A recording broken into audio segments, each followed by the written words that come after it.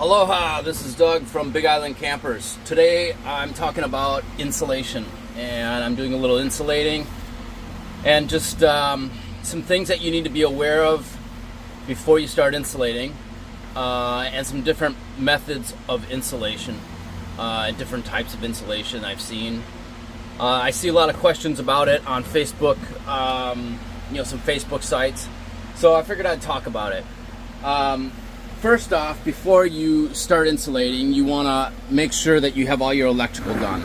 And I have a video on my electrical and how I run it through like hoses so that the wires aren't just exposed like that. That's just a ground wire, so I'm not too concerned about it. About a control panel, why to keep that removable. So insulation. In here I have fiberglass insulation, because that was left over from my tiny home. There's some up there, there's some behind the rest of this part, and then I ran out of that, so I used rockwool. And I've done the styrofoam insulation, like the pink board or the white board, and it's very costly. I personally don't think that it gives you as good of an insulation barrier compared to rockwool. I think rockwool is probably the best. It's pretty dense. It's made out of rockwool. It's rock. The fibers don't fly through the air like the fiberglass insulation. I do have fans set up in here, like sucking out in the direction of the wind, so that if I do have fibers, it blows out. I also have a respirator that I use occasionally, and I always wear gloves. Well, not always, but so make sure your electrical's done. If you're covering up windows, I've covered up windows on a number of my vans, and it started with like a black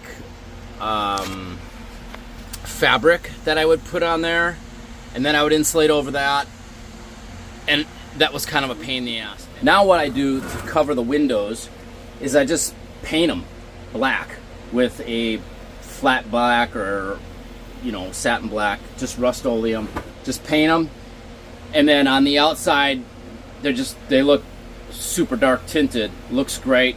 I have some backing board here that you can see, and that's so I can screw the panel.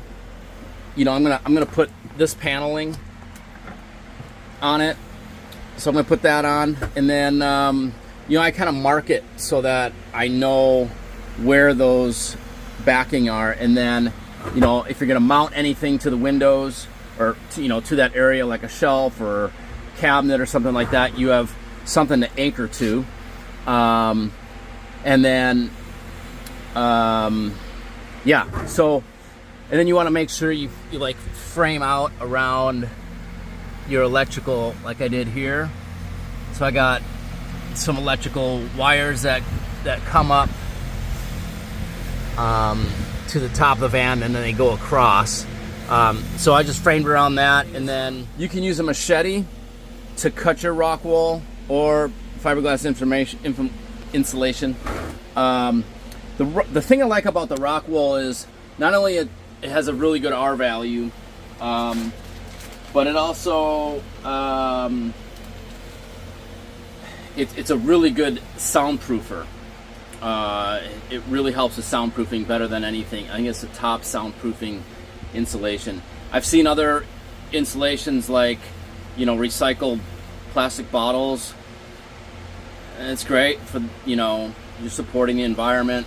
I don't know, I think the R value on them is not so great, but I think this being made out of stone is your top choice. Getting back to the foam board, when you put foam board, if that's what you choose to do, and every you know, part of the country is different. I'm in Hawaii. I don't have to worry about like freezing temperatures half the year. Like if I was back in Wisconsin or Colorado or someplace like that, where you've got, you know, freezing cold in the winter and hot in the summer. So you have different things for those areas, and you need vapor barriers and all that, and so that's a different animal. I'm not gonna talk to you about that. Find somebody else that knows way more than me about that stuff. I'm in Hawaii. I want to be, you know, keep this as cool as possible during the day. I don't really have to worry about it getting too cold at night unless you're going up to the top of Mauna Kea or Mauna Loa. But for a night or two, it's not going to be a big deal. So,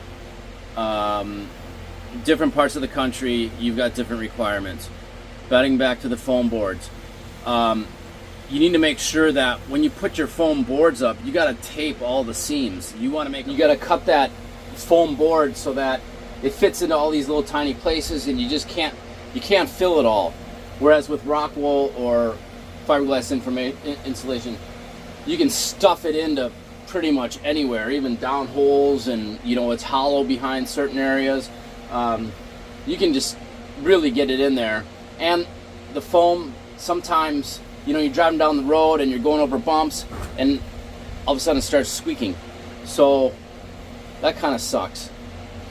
So anyway, things to consider. There's 101 ways to skin a cat. This is the way that I skin it. So, good luck. Let me know if you have any questions, and I'll see you on the next video. Aloha.